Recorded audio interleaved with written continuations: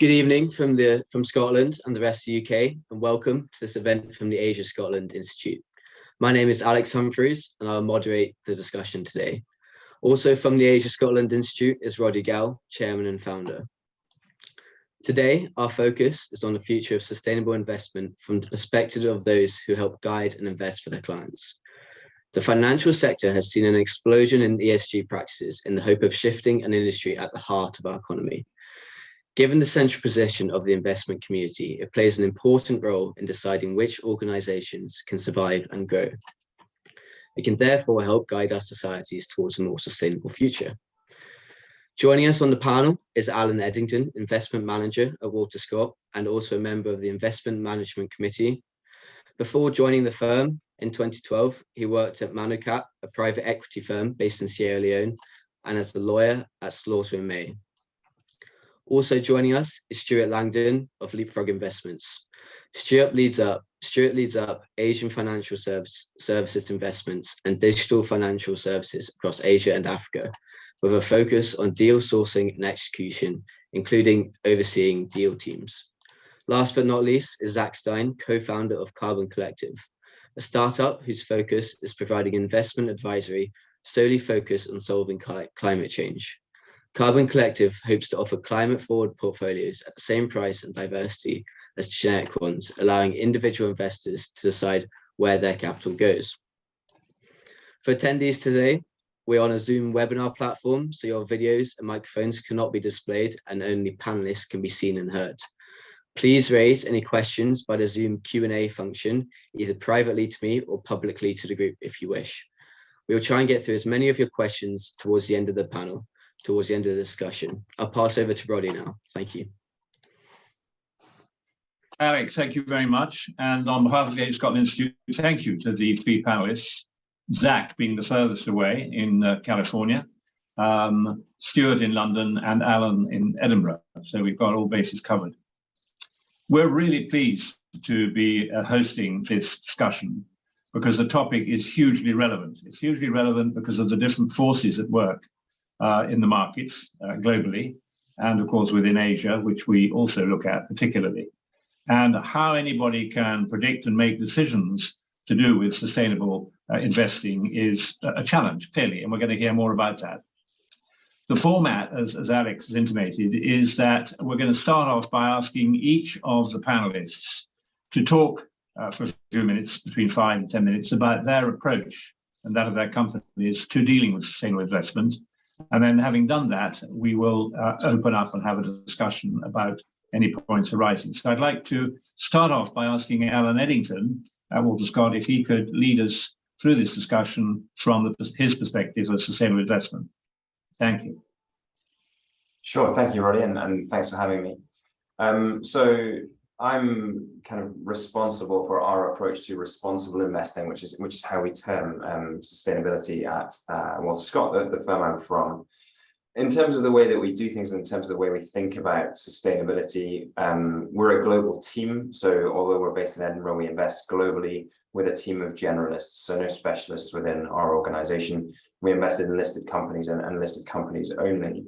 And the premise is a fairly simple one. Invest in businesses that can grow their earnings consistently over time for the very long term. And if these businesses can grow their earnings and cash flows in a sustainable way, then share prices with a bit of volatility are likely to follow that, provided, of course, that you don't pay too much at the outset for that investment.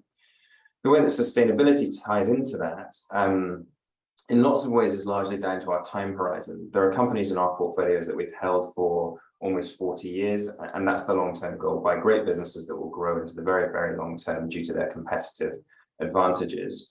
And of course, that competitive advantage must be sustainable, and that branches into all areas of a business. Is a business going to sustainably be successful? Well, of course, how they interact with their environment, how they react to sort of social issues, and how the business is governed are of course kind of important in terms of reputation, but also in terms of how the business is managed and therefore the long-term sustainability. So how a business acts today for a short-term investor may not matter when thinking about the longer term, but if a business chooses to spend, for example, a lot of money cleaning up its supply chain, thinking 5 years, 10 years out, then we think that's a good use of company capital today. The way we think about sustainability is in kind of 4 buckets. We think about the environment, we think about carbon and climate as a sort of second feature. We think about human and social capital. And of course, we think about governance, which I guess where the sustainability kind of CSR movement started in the investment industry. We do that within our team. So each investor is responsible for the sustainability credentials of the businesses that they're presenting to the rest of the team for investment. And of course, we think that because these issues are important for the long-term sustainable success of a business, it's important that the individual who's doing the analysis do the analysis, whether it be on a company's financials or a company's sustainability. So I guess what I'm saying is that long-term, we think sustainability is, of course, financially relevant. Whereas others in many ways are treated as something separate. We like to keep the two tied together. And of course, that's kind of half the job. The other half of the job, the way we think about it at Walter Scott, is then the stewardship of investments that you've made. So whether that is using your vote on behalf of our underlying clients in order to give a voice to what we think the right way to manage a business is, or whether it's in engagements with management teams. So we spend a good deal of our time meeting with management teams from listed companies, and asking the long-term strategic questions, putting challenge to them. Most of our engagements are around information, questioning the business, questioning where they're going in the future. But some of them are around trying to drive positive change in a business. If we think there's an issue that a business isn't addressing, or an opportunity indeed that a business isn't addressing, then we'll set about in a formal way engaging with that business in order to try and encourage the management teams to drive a change. So that, in a nutshell, is how we think about investing and how we think about sustainability tying into investing. I gather we might go on to talk about kind of what we're seeing in the marketplace, but if you'd like me to do that now, I'm happy to do so. Might comment on your views before we hand over to Stewart on Asia as a particular region, and what are the issues in there that concern you? I mean, for example, the assassination of Abe was not expected, clearly. Yeah. Does that affect your long-term holding, and does it lead you to reevaluate the situation as far as Japan is concerned? So I think no is the short answer in terms of how we think about investing in Japan. Obviously, a horrifying shock to Japan and to the rest of the world. A great surprise to me and to others within our organization. Ultimately, does it have a huge impact on whether Japan Inc., whether corporate Japan can continue to be a successful place to invest? I suspect not, sad as the event was. But the kind of bigger questions on how society functions obviously can have that impact. I like to think this is a kind of one-off horrifying event that shouldn't change the face of being able to invest in Japan. More broadly on the Asian question, and how sustainability is approached, I see a really interesting dynamic when we talk to companies and when we talk to clients in Asia. I get the sense there's a real enthusiasm building around sustainability and running companies sustainably rather. But there's also I often get the sense from people I'm speaking to that parts of Asia, pockets of Asia, companies within Asia feel behind Europe in some way. I think the European Union's made a lot of noise. There's a lot of regulation, which I may talk about if asked the question later on, and if it doesn't put everybody to sleep. But I get the sense that Asia, while enthusiastic, there's almost a nervousness from some of the companies we speak to that they're in some way less equipped or in some way kind of behind Europe. And actually, I think looking at the credentials of many of the businesses that we come across in Asia, that's not necessarily the case at all. Yeah. Okay, Alan, thanks. That's a great way to segue into Stewart with his particular focus on that part of the world. Additionally, Stewart, can we have your views on the whole sustainability question and how you approach it? Sure. Well, first thing to say is that I'm at Heathrow Airport right now with some terrible kind of elevator music playing in the background. So sorry if that is interfering with the audio at anybody's end. So my name's Stewart Langdon. I'm a partner at something called Leapfrog Investments. Leapfrog is now seen as the world's leading social impact investment firm. Impact investing is the idea that you can invest in companies to try and achieve certain desirable social or environmental objectives, as well as making money. So you can deliberately invest in businesses that are actually helping to solve the world's problems, rather than just in pursuit of financial return. And that is a big idea. At the beginning of my career in impact investing, people found it bizarre to try and conflate the profit motive as they saw it with the social objectives. There was a feeling that governments and charities dealt with social issues and businesses were just there to try and make as much money as they possibly could. But that in itself is a relatively recent idea. It's only really in the second half of the 21st century that companies began to exist solely to make money. For most of the rest of history, businesses have been really heavily imbued with a role in society, with a purpose in society, and with a strong social ethos. So Leapfrog was established as an impact investment firm. Since then, impact investing has become much bigger. When I first started, I think it was something like $30 billion under management globally. Now there's around I'm talking about the whole industry here, about 715 billion at the end of 2019, which is the last time they did the survey, and then it was interrupted by COVID. So I think it would be well north of $1 trillion now in total, and an increasingly important theme for big investment firms. So for example, now you get people like TPG set up their own impact fund, KKR have one, Bain have one, all with that idea in mind that really the ESG isn't enough. It's not enough for businesses to simply stop damaging the planet, stop creating social issues, but you have to be more proactive in actually creating businesses that are helping to tackle these kind of issues. So we started in 2008. The business actually founded in Edinburgh. Since then, we've grown. We have about $2 billion in management, and we have a very specific strategy around impact investing, which is around finding businesses that serve low-income consumers, who we tend to call emerging consumers, with essential services. So trying to deliver, for example, loans or insurance or healthcare, all the things that low-income people need to rise out of poverty and towards the middle class at more and more affordable rates. We've got something like 40 portfolio companies doing that now right across the world. Between them, they reach something like 250 million people who, by the standards of the World Bank, live in poverty. So 250 million people in poverty today that are either borrowing from Leapfrog's portfolio companies, be it getting health insurance or life insurance, or perhaps getting some form of healthcare. I thought it might be useful, Roddy, if I give an example of the type of business that we invest in. Would that be useful? That would be a great idea. Yes, I was going to ask you that question, to give us some examples. Well, so my favorite example of this is a business based in London called World Remit, which was founded by a gentleman called Ismail Ahmed. Ismail was a Somalian migrant who fled the civil war in Somalia in the 1980s, came to the UK, and when he tried to send money back home to Somalia, he found that it took him 90 minutes to get from where he was working in Kent to the closest Western Union branch.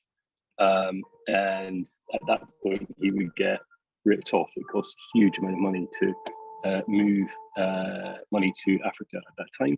So Ishmael set up his own business to do this and digitized the entire process. So he got rid of all the physical infrastructure, the idea of branches. He had a website at the time. Now it's a mobile phone application where people could go and enter their bank details and send money to their families wherever they were in the developing world. And by doing that digitally, rather than having all of this physical infrastructure, then they were able to bring the cost down to just a fraction of what it is when Ishmael first came to this country. And as a result, the business has grown enormously. At its last valuation round, it was valued at $5 billion. So this is not some social sort of hippie social venture where people are not trying to make money. These are big commercial enterprises that are run on a for-profit basis, that are going very big, but nonetheless play a very important the remittance flows that go from Western countries to poor countries around the world. Just in the formal market are as much as $600 billion a year. That's 3 times the global aid budget. And if you think that previously companies were taking a huge cut of that to deliver the service, you see what an important role this plays in low-income societies, and how much money was kind of taken out of the system until Ishmael came along and transformed it. So that's the kind of thing that we're doing. And we can talk about some of the other portfolio companies during the rest of the call. Jacqueline Novogratz, who's spoken to us in the past, is she in the same space as you with Acumen? Yes. So she runs something called Acumen, which is another big success story in the space. She's done a fantastic job, I think, building her organization over time. But I think there's a sharp contrast between somebody like ourselves and somebody like Acumen, and it's really around the profit motive. So about a third of impact investing is still either not for profit or has concessionary returns. So the idea is that you give up something of your financial return in order to achieve a certain social objective. That is where Acumen function. That is not Leapfrog's belief. Our belief is that by embedding social impact in your business practice, actually you get all sorts of advantages. You can grow your business faster and be entirely for profit. Stuart, thank you very much indeed. Zach, turning to you, I know your particular interest in climate-related issues within your portfolios. And having heard what Alan and Stuart have said, it'll be very interesting to get your perspective on this subject. So over to you. Absolutely. So my name is Zach Stein, one of the co-founders of Carbon Collective, calling out of the Bay Area in California. So we started Carbon Collective a couple of years ago. My co-founder and I, we were outsiders to the investment space. We're startup guys, being the area that we're from. And we started it after conducting a pretty serious round of research, trying to understand why ESG, of kind of what Wall Street was selling for impact, why it was not enough when it came to climate. And what we found is we started at that top, looking from bottom up. We conducted 120 interviews with people in and around our network, trying to understand when they looked in their portfolios, what was that experience like for them? Because when it comes to impact and sustainable investing, especially at the retail level, so much of what those individuals are looking for is a story. They want, it's an emotion. The returns are key. You can't, that whether it's concessionary or ideally is going to be market tracking or better. That is absolutely necessary. But then beyond that, the why people make the choice to switch to something that is going to be sustainability focused is going to be that story of what it is delivering. And with ESG, it was confusing. People didn't know because it's fundamentally an opaque framework. It is built upon proprietary data that you as an individual, you as a retail investor never get to see with it, unless you want to pay $30,000 a seat to see MSCI, for example. So that was that bottom up saying, this is not enough. And then when we looked at a top down, we started Carbon Collective under the thesis that climate change is the #1 issue of our time. That if we do not solve it, if we do not get ourselves onto a path to a 2 degrees C or less world by 2050, then the other social issues that we have in our world are going to be somewhat moot, because we're going to have a level of chaos unleashed from escalating climate change that we won't know what to do with. And the good news with climate change is we can solve it. This is an issue that a social issue that money actually will solve. There's multiple plans for how to do this, and it all is around changing how we invest. According to the International Energy Agency, the pathway, the smooth pathway off of a world which is largely run by fossil fuels today. I know, Roddy, you were talking about in the beginning how Ukraine and all of this really disrupted climate issues, the gas issues in Europe. Right now, our world is still run by fossil fuels, so we can't just shut them off immediately. So what is the smooth path? It's we stop investing in new fossil fuel expansion and invest somewhere between $5 and $9 trillion per year into climate solutions and scaling what is about 100 different industries pretty massively. We have to put a lot of solar panels in the ground. We have to build a lot of EVs. We have to get a lot of heat pumps out there. If we don't do that, if we don't change how we invest, then again, we get to that place of being seriously at risk of facing escalating climate change, which, you guys in the UK experienced record heat waves. That is just the beginning of what is the impact on crops? What is the impact going to be on global systems that we have now? So that led us to starting Carbon Collective, which, as far as we know, is the first investment advisor here in the US that is built around that thesis, that climate is the issue of our time.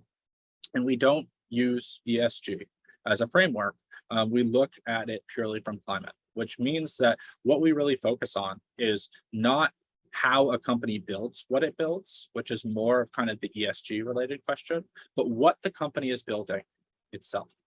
That to us dictates where in a portfolio this should lie.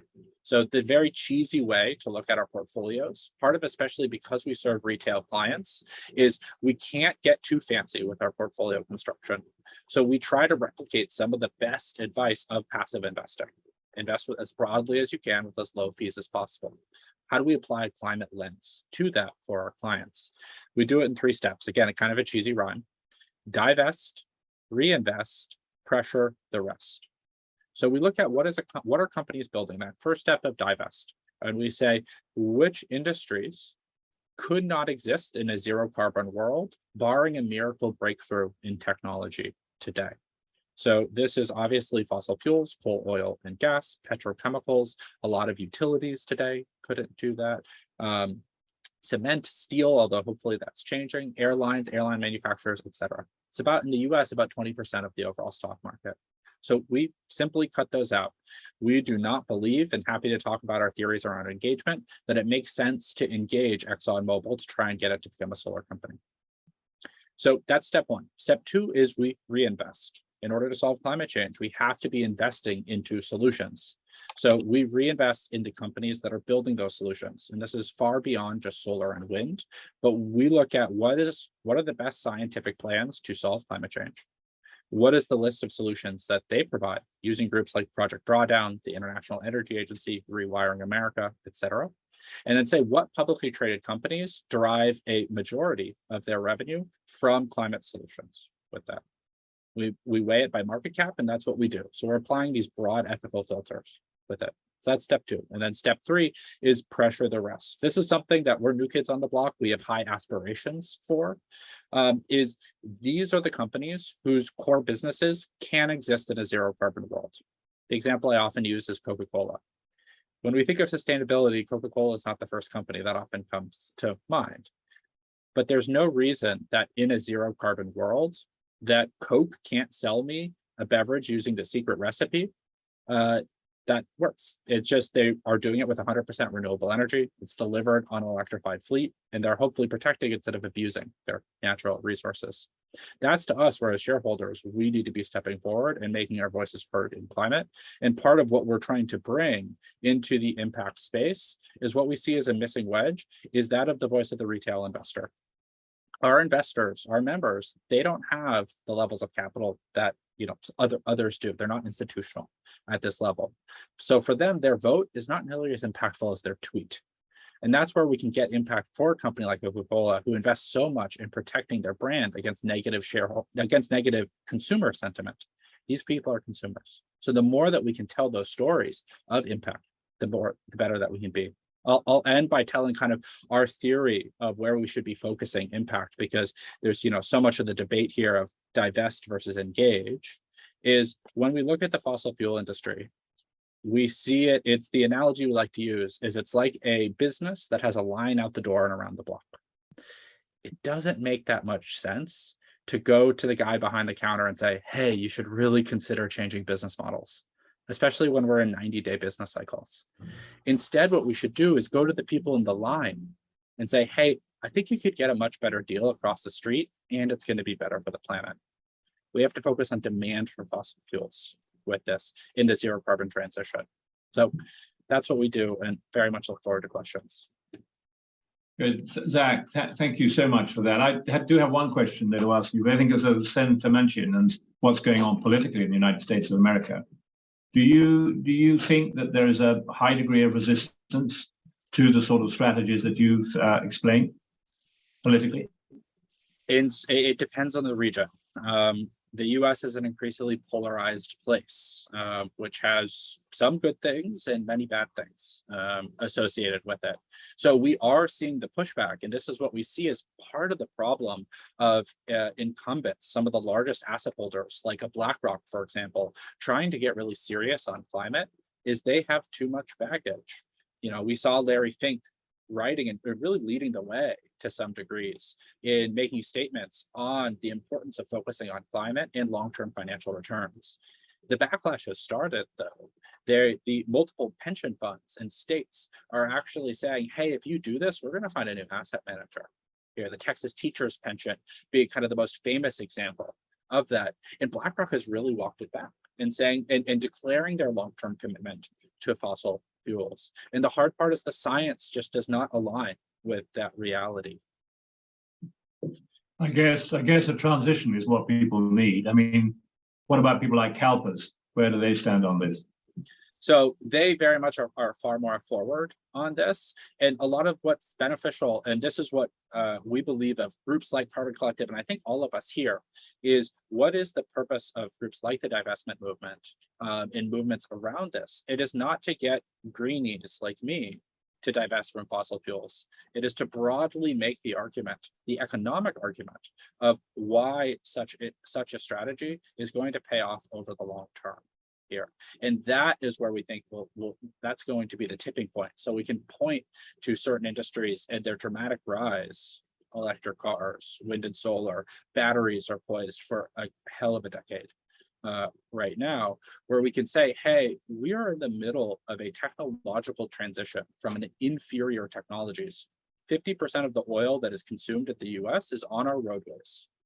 Electric cars are a better technology. It is like going from film to digital cameras. It is fundamentally better. It just happens not to use oil. So whatever you think about climate or not, it will pay to be in early and be out of the thing whose market share is getting eaten.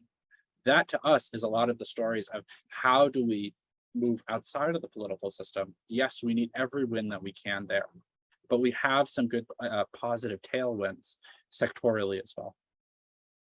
Thanks. Alan, having heard Zach explain his position, what's your observation on that from a UK and Asian perspective? Yeah, so I think it's really interesting.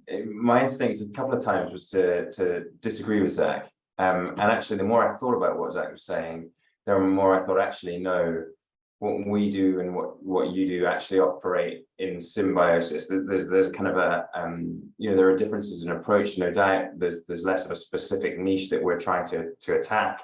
We've got a much broader remit, but actually a lot of what we're saying, I think will probably resonate. So for example, we would adopt the engage rather than divest approach. We don't see the utility in divestment. I mean, ultimately, you can make some economic arguments that the kind of valuations of these businesses go down and the cost of capital for them goes up. But ultimately, play that to its logical conclusion. Someone takes it off market, someone buys this business that no one wants, takes it away from public scrutiny, takes it away from scrutiny of what we hope responsible investors like us around what they are doing about the carbon footprint, what they are doing in order to reduce that in time, what they are doing to transition a business model, take it private, and then it's down to is a regulator somewhere watching how that business is managed. That having been said, the kind of is this a growing or declining vector of the economy is a really interesting kind of point that Zach made. There's a good reason. And Walter Scott, we're not invested in coal businesses today, and that's because we think coal will lose share of global GDP over time, as well as having significant environmental impacts, and therefore it's not somewhere we put our client capital because of our very long-term horizon. So when you tie our long horizon to some of what Zach's saying, I think there's a lot of alignment there. Are we more likely to invest in a business that's providing a component to an EV today than we are to invest in the next fossil fuel company? I suspect yes. The challenge in the listed markets we find are there's a great growth vector in renewables, for example, but there are not a lot of higher return differentiated businesses at reasonable prices that fit with our philosophy and our approach. So while we don't own, as I say, really any coal, we don't own much in the way of oil and gas these days, and what we do own is in transitioning businesses that are going to be part of a successful transition. So for example, oil to gas to solar and wind is the movement that some of the companies we're invested in are making. We don't see huge opportunity today. We can see the growth, but we don't see the sort of returns that we tend to look for. So for all that we come at it from slightly different angles in terms of the niches, I think ultimately we'll find ourselves increasingly in the capital markets pulling in the same direction in terms of carbon neutrality. Our approach to that is it would be irresponsible of us to invest in businesses that we don't think can survive and thrive in a world that needs to transition to net zero 2050, because that's well within the Walter Scott time horizon, and we don't want to put our clients' capital at risk. Alan, thanks. And as I am about to turn to Stewart, I'm just saying to the people listening in on this thing, do please put your questions in the Q&A function, and so we'll come to them later on. Stewart, having listened to, sorry, Zach, did you want to say something? Just a quick point. I think that one thing on the engage versus divest piece is there's an operational cost, there's an opportunity cost of engagement. And so that is part of our question of, if we had unlimited energy and unlimited resources to engage companies, then yes, we should engage all of them on climate, but we don't. And so then is the question of, do we focus on limiting supply or limiting demand in that? And so that's kind of where our thinking has landed in that. And I look forward to it to continue to evolve. Thanks very much. Stewart. Yes, well, I mean, just listening to some of this is obviously very relevant. Leapfrog is at the extreme end. All of our investment activity is around investing in a better way of doing things. Our foundations were in, as I said earlier on, poverty alleviation. Poverty was the problem that we wanted to help try to solve when we started off.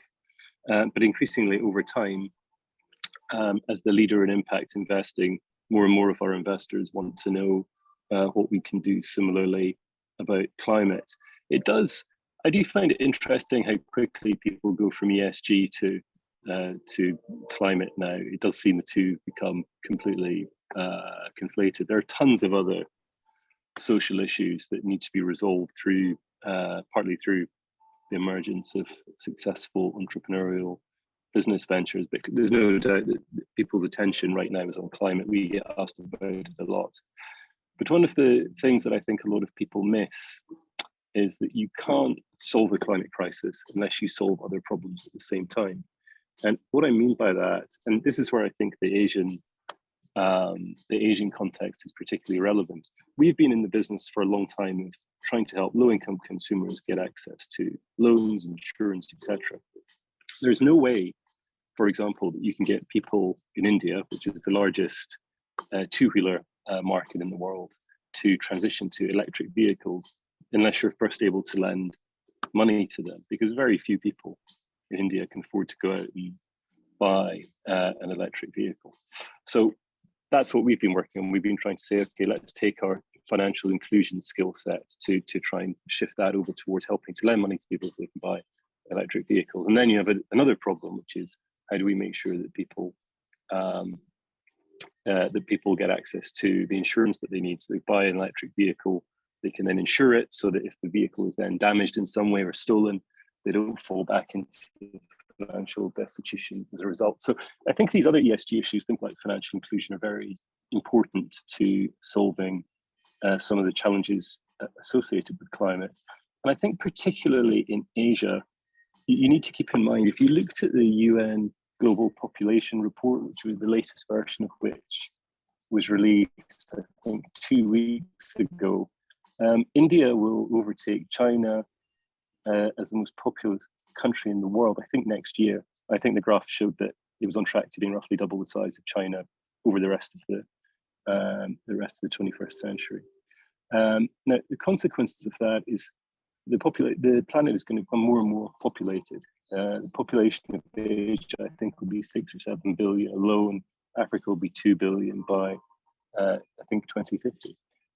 And if you don't make sure that that part of the globe transitions to cleaner energy sources, transitions to electric vehicles, you can forget doing anything about climate change, because it has to be a collective effort. So I think often people lose sight. We can talk as much as we want about what the West should be doing, what the US is doing, the EU, but it's so important, I think, that China comes back on board more as a player within climate change initiatives, and that some of those other markets in Asia, places like India, where we're so active, Vietnam, Philippines, Indonesia, these problems need to be fixed in those countries as well.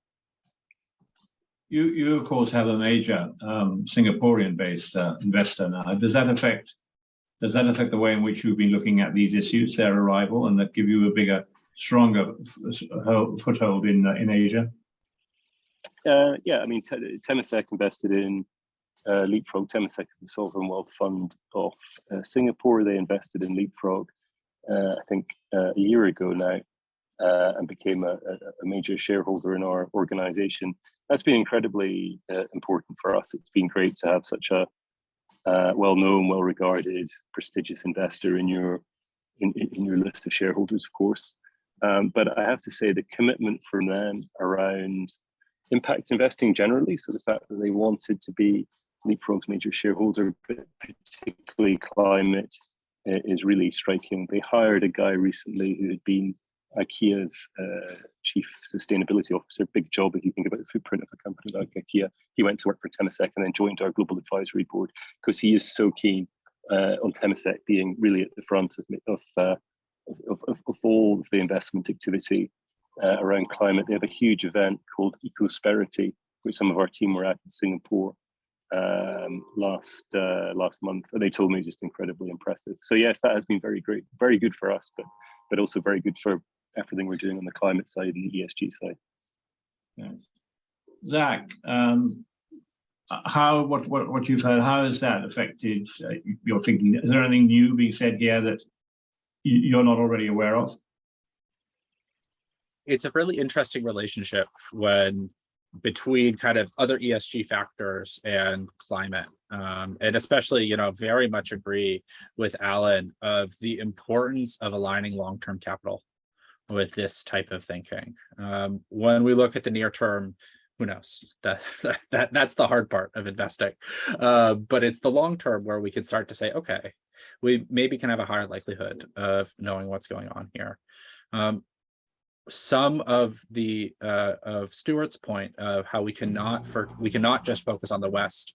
I think there's an interesting debate there. I've heard arguments of saying that, well, this is the place where we deploy the technology that will like solar panels, wind, electric cars, etc., to get to economies of scale that then could, kind of proliferate and make economic sense everywhere in the world. In most places in the world now, it makes more economic sense to generate new electricity with some combination of solar, wind, and batteries than it does, especially with coal and increasingly with natural gas. So things like the climate bill that is now up in the US, which is going to continue the pretty substantial tax credit for deploying new solar and wind, that's going to, in an indirect way, help India and the price of solar and wind, and also their economy. So that's where a lot of those things will be manufactured, and same in China there. So we very much cannot just focus on the West, but there's also a reality that so much of carbon emissions is coming from the West. So when we talk about climate change, I like to borrow a phrase from improv, which is, and I know I did this a little bit, but we shouldn't say no, but we should say yes and, because we need it all to work to solve this problem.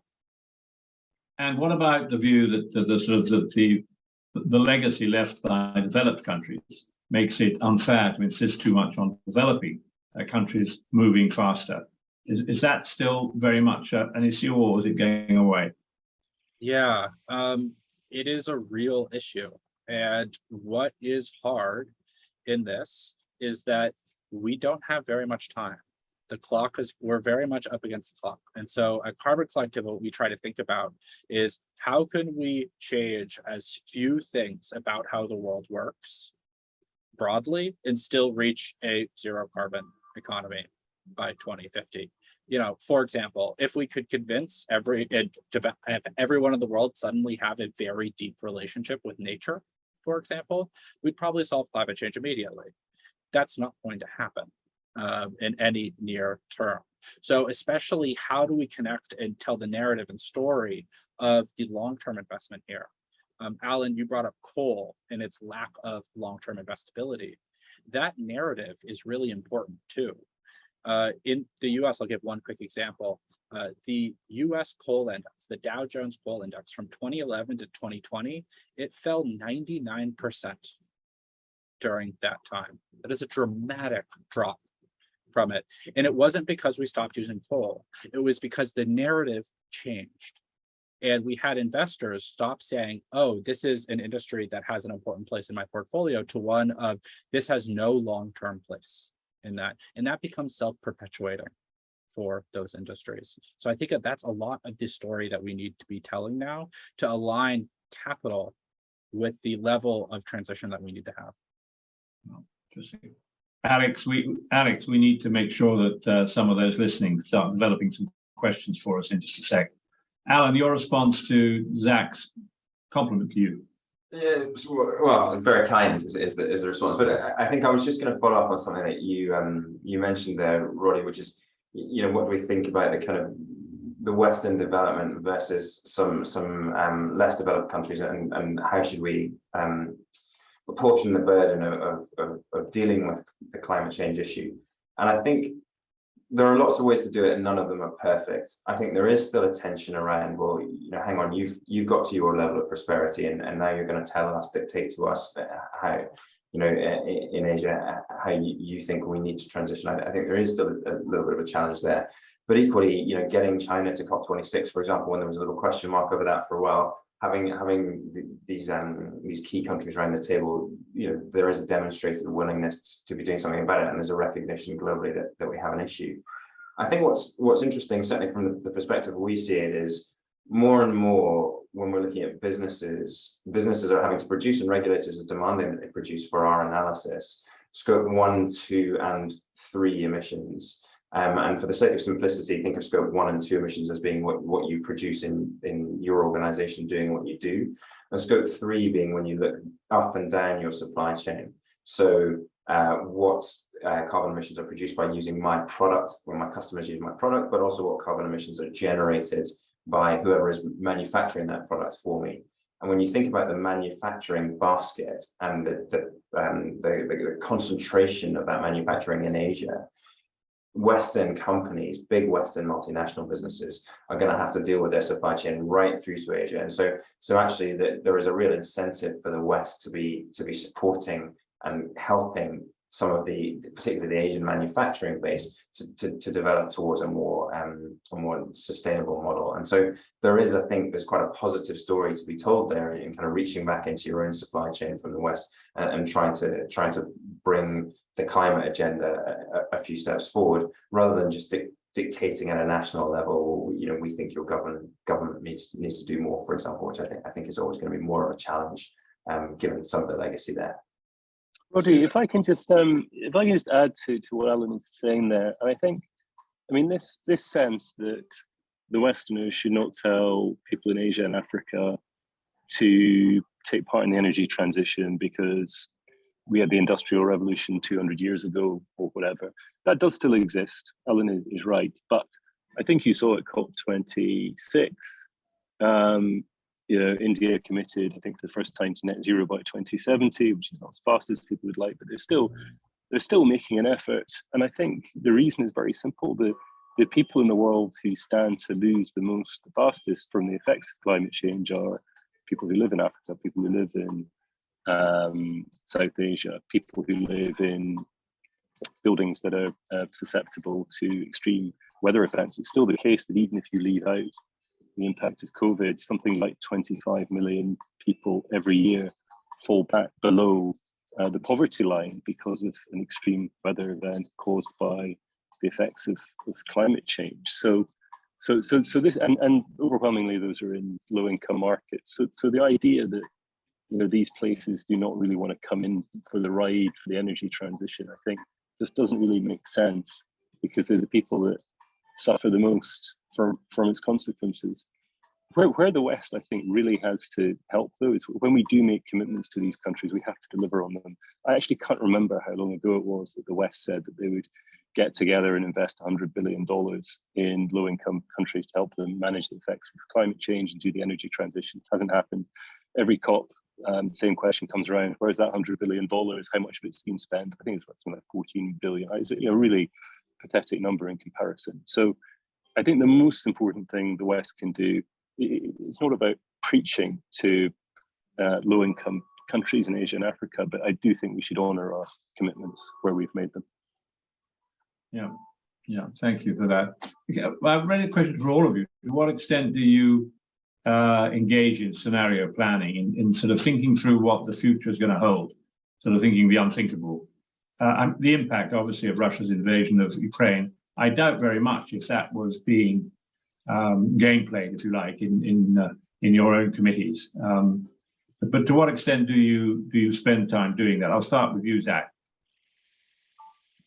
We, again, largely do it from a climate perspective, and it means you spend a large amount of time inhabiting the world of escalating climate change and what that would mean to our global systems for it. One of the things that we really try to do, and this kind of goes a little bit to the previous point as well, is in the energy transition, there's still a sentiment that it is fundamentally a sacrifice. And that is still true. It is hard, but there's, I think, a growing sentiment that it is actually opportunity.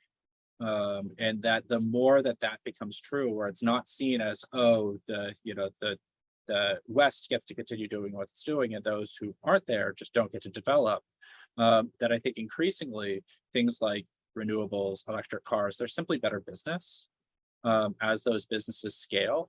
And so you're going to kind of go hand in hand. If you want to grow, well, it just makes more economic sense to do that there. So I know that doesn't directly answer your question, but I'll cede the floor.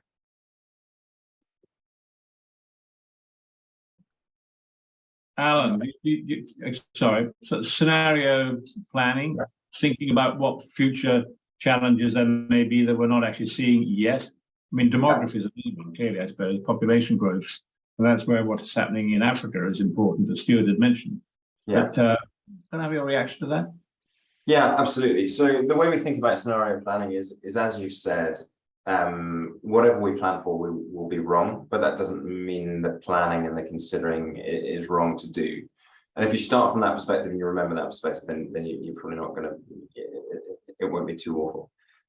So things like Ukraine, no, of course we didn't see it coming, but as soon as we hear a sniff of something like that, we go immediately into planning mode. So we start first and foremost, what is in our portfolio and what is the Russia-Ukraine exposure, and even indeed the surrounding countries, is there anything that's at risk?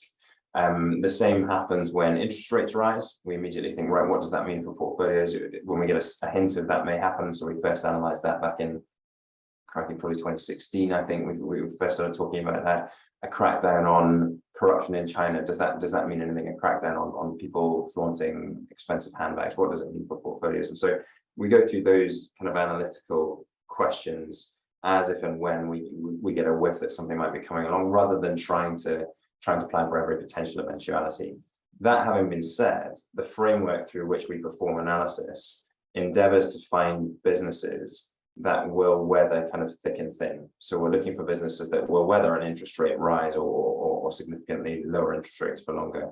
We're looking for businesses that will weather an economic shock in a particular region of the world.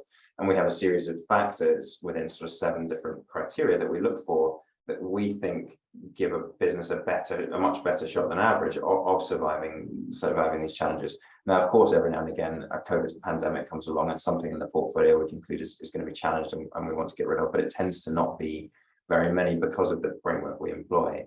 I think the most interesting place, and I don't want to hold the floor for too much longer, but the most interesting place that scenario analysis and scenario planning is in the mix today is around climate. Not least because in due course, we're going to be required by legislation to consider climate scenario analysis in performing our duties. But the way we think about that is it is all encompassing. It is one of the big issues of our times. It is potentially going to affect every business. So it's incumbent upon us to consider the potential impacts on every business. So we take two fairly simple scenarios. One is the world continues on a kind of warming trajectory, so you're kind of 4 degrees or worse, and the other is the world rapidly transitions to net zero by 2050. And then we look at the potential impacts on the businesses that we're currently invested in, which is very similar to how we look at all the questions in the 7 areas that I mentioned. How we think about what are the future prospects of this business. We've just kind of put it into a structure around scenario analysis for climate. And we think at the moment that's best foot forward. Perhaps we'll get onto the question of data, which we think is a real challenge in the space at the moment. But but one has to turn one's mind to those, at least those two simple scenarios, in order to understand how a business may or may not perform, given the changes in environment that we're likely to see. Thanks, Alan. Stewart. Yeah, I think it's all been said. Like the others, when these crises hit, we model the portfolio, we go and look at where the risks are in the portfolio and try and manage them as best we can. I think the two things we've seen recently are, number one, certainly the increasing incidence of extreme weather events in South Asia in particular is damaging for us. We have big exposure to microcredit in India, for example. So when there's cyclones, that can really affect asset quality or the ability of people to repay their loans. And we've taken hits on that over time, and also insurance. So if you think about the impact of things like flooding in certain parts of Asia, these are not sort of abstract 2050 events for us. This is stuff that happens in our portfolio. I mean, every year there's some kind of event like that. The second piece I would say is currency. So hell of a lot of work goes into trying to work out what the currency fluctuations are going to be. You have the impact of the war in Ukraine, the impact of the Fed raising rates and so on, and that makes it very difficult. I mean, the currency in Sri Lanka, I think, has collapsed 80% over the last 2 years. And it doesn't matter how good you are at investing. If you could be Sri Lanka's most brilliant investor, if you've made 5x returns, you would have made 1x in dollars. So yes, so these are the kind of things that we look for, and as you would imagine, we're very active in staying on top of it.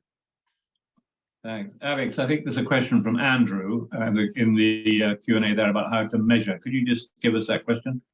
Sure, yeah. So thank you, Andrew. So how do you see the current state of measuring environmental factors, building off that? What changes would you like to see within these measurements, and how would you include them sort of in your analysis and decision making, which we've kind of just touched on? Alan. Yeah. Oh, Zach, take that one.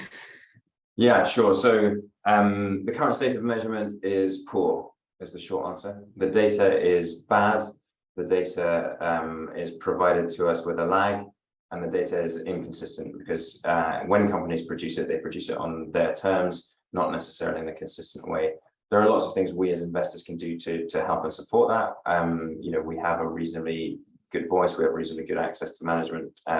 So things like the campaign that CDP runs, so formerly the Carbon Disclosure Project, around trying to essentially issue a questionnaire to listed businesses and encourage them to produce climate relevant data in a consistent manner for analysts like us. So there's still quite a long way to go on climate data, but that doesn't mean we shouldn't be doing our best to work with what we've got, and of course, as I say, to use our voice to improve it. So what I'd like to see is consistency in frameworks. I'd like to see more companies performing their own analysis within those frameworks and then providing data to investors.